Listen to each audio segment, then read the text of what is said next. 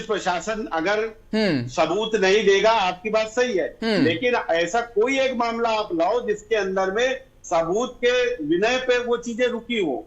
जो भी सरकार का जो काम है, पुलिस का जो काम है, वो हम पूरा करके देते।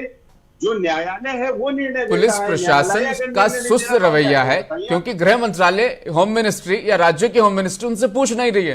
राज्यों का गृह मंत्रालय उनसे जवाब नहीं करता है, मीटिंग्स नहीं होती है, लचर व्यवस्था पूरी बनी हुई है, और साइबर अपराधियों के हौसले इतने बुलंद है। अकेले यूपी से 721 करोड़ रुपए ठग लिए जाते हैं, और आप कह रहे हैं कि साहब हमारी तो गलती नहीं है, सबूत ही नहीं है। कमाल बात है। तुक्केबाजी आप बैठकर मत करो, पूछती नहीं है कि नहीं पूछती है, इसके लिए फिर आपको सबूत देना पड़ेगा कि आपने जो टेलीविजन। सबूत आप दीजिए आशीष तिवारी जी। कन्विक्शन रेट 1.6% क्यों है इस देश में साइबर क्राइम के प्रति? सरकार का इस सुस्त रवैया क्यों है? आखिर क्यों सो जाते हैं आप जब साइबर क्राइम होते हैं? कोई नहीं, आंखें बंद कर लेते हैं आप। लगातार मामले जो भी अगर कमाल बात कर रहे हैं यार आप। कोई दलील नहीं आपके पास, कोई एजेंडा नहीं। साइबर क्राइम के मामले में आपकी सरकार सुस्त है, बिल्कुल 100% दावे से मैं कह रहा हूं, क्योंकि कन्विक्शन रेट ये बता रहे हैं नहीं सुस्त होती है। 1.6% लोगों को आप सजा दिलवा पाते हैं। अरे कमाल आंकड़े बता रहे हैं आप, कह रहे कि हमारी सरकार बढ़िया काम कर रही है, अच्छा काम कर रही है। अदालत का काम हम नहीं करेंगे, अदालत का काम अदालत करेगी। अरे अदालत को सबूत तो पेश करेगा पुलिस प्रशासन, और वो है गृह मंत्रालय के अंडर में। ये बात आप समझ ही नहीं पा रहे हैं बहुत देर से, अब रिटर्न में देना पड़ेगा शायद आपको। अरे गृह मंत्रालय के अंडर में आप मुझे बता, मुझे सब पता कौन किसके अंडर में होता है सर, लेकिन जो सजा देने का काम है वो अदालत का है। आपको ये नहीं समझ में आ रहा? विक्रमजीत पासी जी, हमने अपना काम पूरा करा। विक्रमजीत पासी जी, अदालत का काम है साफ सजा देना। अगर साइबर अपराधी अपराध कर रहा है तो यहाँ प्रशासन की, सरकार की, गृह मंत्रालय की कोई जिम्मेदारी नहीं।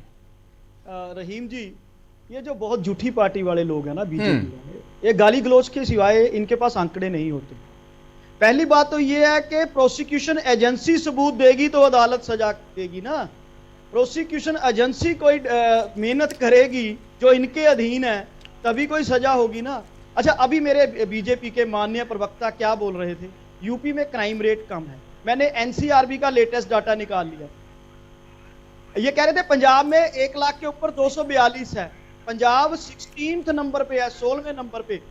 उत्तर प्रदेश में 740 नंबर 1 पे, अरुणाचल प्रदेश 580 नंबर 2 पे, झारखंड 530 नंबर 3 पे, मेघालय 501 नंबर 4 पे, दिल्ली 505 पे, असम 4.4 यानी 440 6 पे, छत्तीसगढ़ 407 पे, हरियाणा डबल इंजन की सरकार 380, पंजाब से कहीं ज्यादा क्राइम है, ओडिशा और आंध्र प्रदेश। ये क्या यहाँ बैठ के क्या सच बताएंगे? दूसरा मैं बताता हूं, 2021 से 2024 में ना रहीम भाई, अकेले मध्य प्रदेश से 31,031 औरतें किडनैप हुई, गायब हुई हैं, जिनमें से 28 औरतें और 3 लड़कियां प्रतिदिन की एवरेज आ रही है।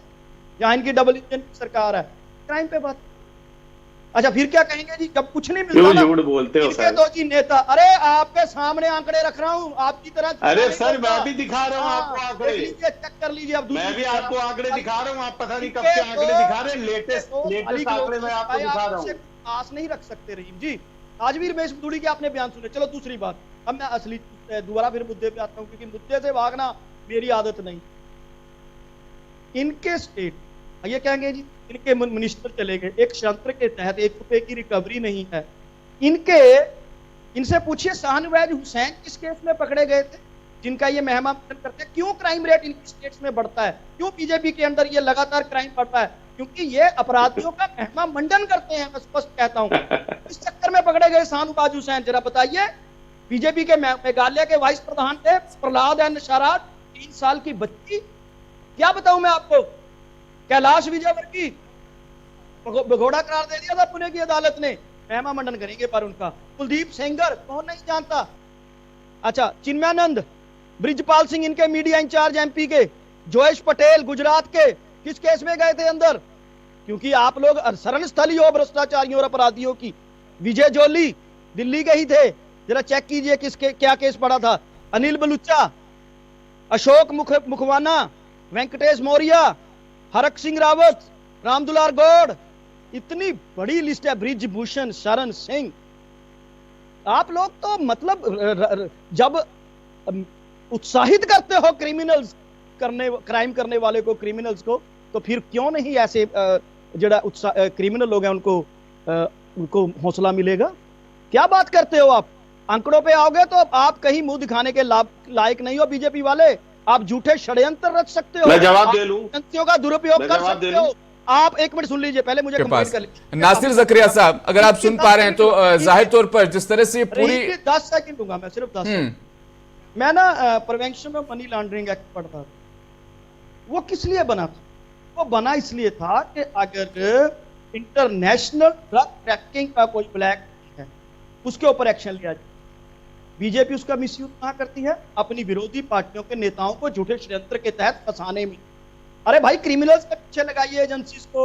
सस्ता लोलुपता में आकर आप सिर्फ और सिर्फ लोकतंत्र की हत्या कर रहे हो। लेंगे इस पर लेंगे जवाब। नासिर जकरिया साहब,